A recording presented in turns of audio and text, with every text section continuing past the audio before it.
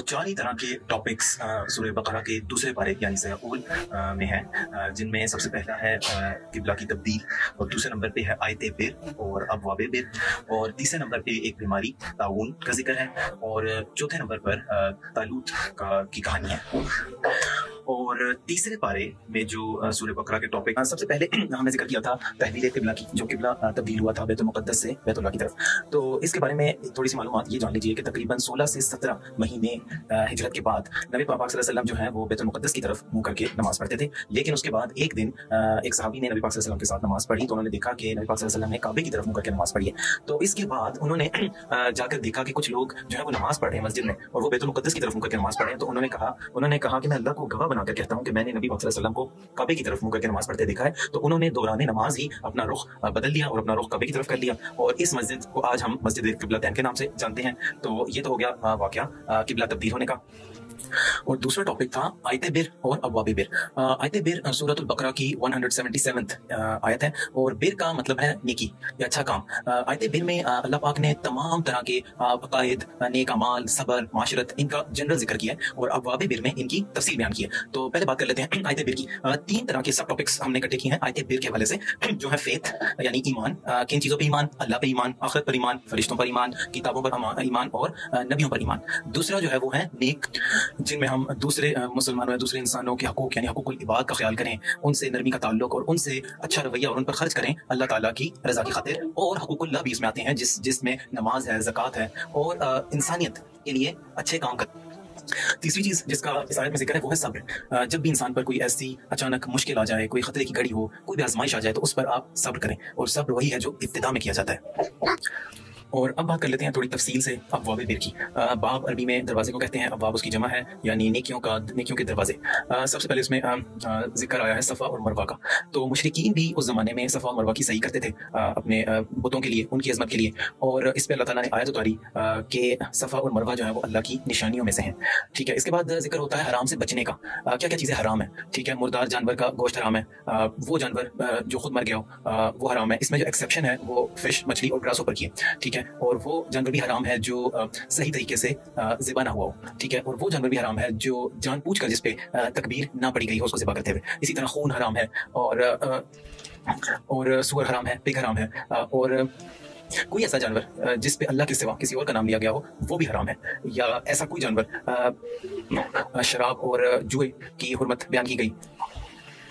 और इसके बाद आ जाता है इनहेरिटेंस, वसीयत के बारे में। पहले तो ये फर्ज था कि आप अपनी वसीयत लिखें, लेकिन जब अल्लाह ताला ने कुरान में इसके एग्जैक्ट रूल्स और इसके जो कवानीन है वो उतार दिए, तो उसके बाद लिखना जो है वो फर्ज नहीं है, लेकिन वो उसी तरीके से अदा होगी किसी भी बंदे के जाने के बाद। लेकिन अगर किसी ने किसी से कुछ लिया हुआ है या किसी को कुछ देना है, तो उस पर आज भी लाजिम है कि वो उसको लिख ले। और जहां तक इसका सवाल है, जो वसीयत है वो हदीस में आता है कि मैक्सिमम जो है ना 1/3 यानी 1/3 जो है वो अपने किसी रिश्तेदार को दे सकते हैं, उसके नाम कर सकते हैं। इसके बाद जिक्र आता है रोजों का, कि रोजा जो अल्लाह के लिए है। इत्तिकाफ का जिक्र आता है, अपने आप को हराम कमाई से बचाने का जिक्र आता है। कमरी तारीख, कमर कहते हैं चांद को, और जो बेसिकली लूनर कैलेंडर है उसकी डेट्स का जिक्र आता है कि नबी पाक सल्लल्लाहु अलैहि वसल्लम से लोग पूछते थे कि चांद जो है वो क्यों अपनी शक्ल बदलता रहता है जबकि सूरज जो है वही जैसा रहता है। तो इस पर अल्लाह ताला ने जवाब, एक आयत उतारी जिसमें अल्लाह ताला ने बताया कि इसमें अल्लाह ने वक्त की निशानी रखी है चांद में। इसके बाद जिहाद का जिक्र आता है, हज का जिक्र आता है, इन्फाक फी सबीलिल्लाह का जिक्र आता है। इन्फाक कहते हैं स्पेंड करने को, खर्च करने को, और फी सबीलिल्लाह का मतलब है कि अल्लाह की खातिर उस चीज को स्पेंड करना।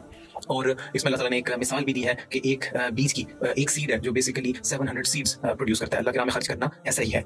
और इसकी कंडीशन ये है कि जब आप स्पेंड करें तो आप उसका ज्यादा चर्चा ना करें, उसका प्रेज ना करें, और किसी को नुकसान ना पहुंचाएं किसी भी तरह, किसी भी तरीके से। उसके बारे में आप जरा भी प्राउड फील ना करें, क्योंकि आप इसका अजर खो सकते हैं। उसके बाद हिजरत का जिक्र है, सूद का जिक्र है, इंटरेस्ट का जिक्र है, और फिर जो है इसकी सख्त जो है इसको नापसंदीदा ठहराया गया है कि आप मुशरिक से शादी को, इसके बारे में आता है कि इससे बेहतर है कि आप किसी मोमिन लोंडी से शादी कर लें।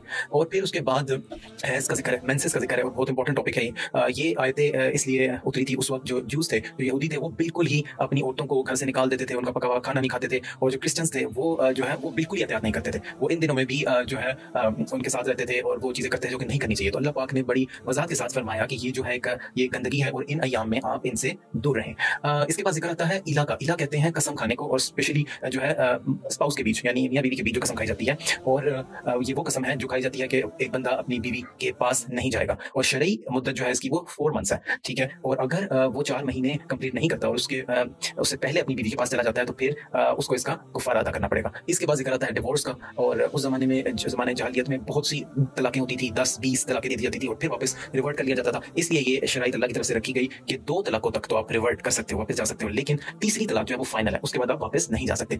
फिर जिक्र है इद्दत का, और इसमें नोट कर लीजिए कि 5 तरह की जो है इद्दत या उसकी 5 तरह की ड्यूरेशन जो उनका जिक्र आया गया है। एक तो ये है कि जिसमें कोई इद्दत नहीं है, वो किस सिचुएशन में है कि किसी का निकाह हुआ और लेकिन वापस में मिले नहीं, इंटरकोर्स नहीं हुआ, तो इसमें कोई इद्दत नहीं है। और एक और इद्दत है जो कि है 3 हैज, वो किसके लिए कि जिसको उसके खावंद ने तलाक दे दी हो, जिसको उसके हस्बैंड ने डिवोर्स दे दिया हो, तो 3 हैज जो है 3 मेंसेस उसका जो ड्यूरेशन है जिसका उसको वेट करना है। और जिसका हस्बैंड जो है वो उसका इंतकाल हो जाए उसके लिए जो इद्दत की ड्यूरेशन है वो है 4 महीने और 10 दिन, ठीक है। और एक और इद्दत है जो उसके लिए है जो बेसिकली थोड़ी सी आप कह लें कि लेटर स्टेज पे जिन खवातीन को मेंसेस या पीरियड्स नहीं आते, मेनोपॉज जिसको कहते हैं, उसके बाद जो इद्दत की ड्यूरेशन है वो भी 3 मंथ्स है। और कोई ऐसी खातून जिसको प्रेगनेंसी के दौरान तलाक हो जाए तो फिर उसकी जो इद्दत की ड्यूरेशन है वो बेसिकली उसकी प्रेगनेंसी ही है, यानी उसको अपनी डिलीवरी तक का वेट करना है।